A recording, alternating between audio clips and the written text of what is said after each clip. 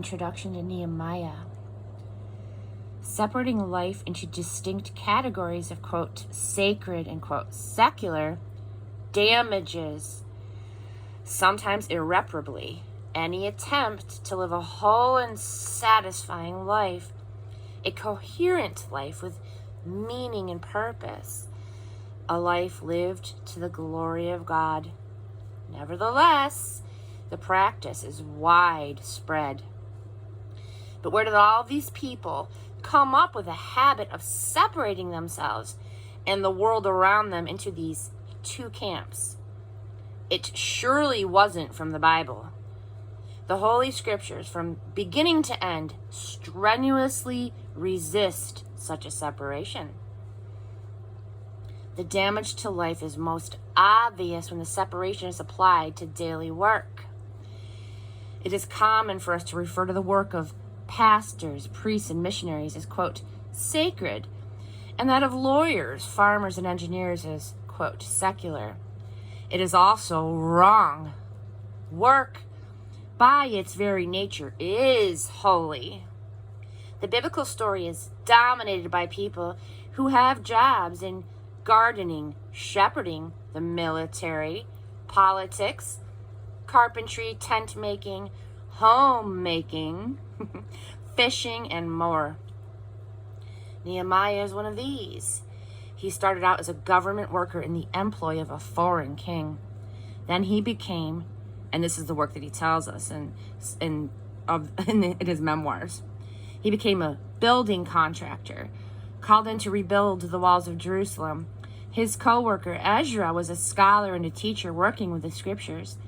Nehemiah worked with stones and mortar. The stories of these two men are interwoven in a seamless fabric of vocational holiness. Neither job was more or less important or holy than the other. Nehemiah needed Ezra. Ezra needed Nehemiah. God's people needed the work of both of them, and we still do. Who's this from? When we think of a man of action, practical, brave, a gifted organizer and administrator, we don't necessarily expect him to be the type who would grieve, fast, and pray about a concern for 4 months to be sure that he was following God's lead and not acting impulsively. Amen. But that was Nehemiah. He was a man who prayed and acted and prayed. He left a comfortable job as an official in a rich and powerful city to become a governor of a tiny, impoverished, backwater province surrounded by enemies. Who's this too? Few among the people of God had Nehemiah's backbone in the face of endless temptations. Rebuilding a nation was grueling work. A guy could get ahead so much more easily if he married a non-Jew and dabbled in his father-in-law's religion.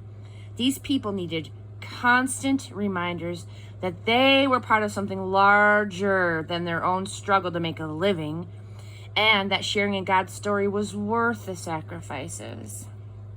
When was this written? It's written about 446 through 433 BC. Athens was booming.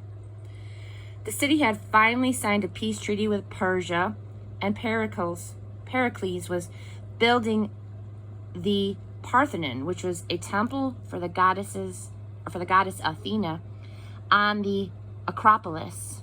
Socrates was a promising young man, not yet the philosopher who would see that Athens' survival depended on the people's willingness to admit that they didn't have life figured out. But the disastrous war with Sparta, the Peloponnesian War, was about to start bleeding away the city's resources and spirit, bringing an end to Athens' golden age.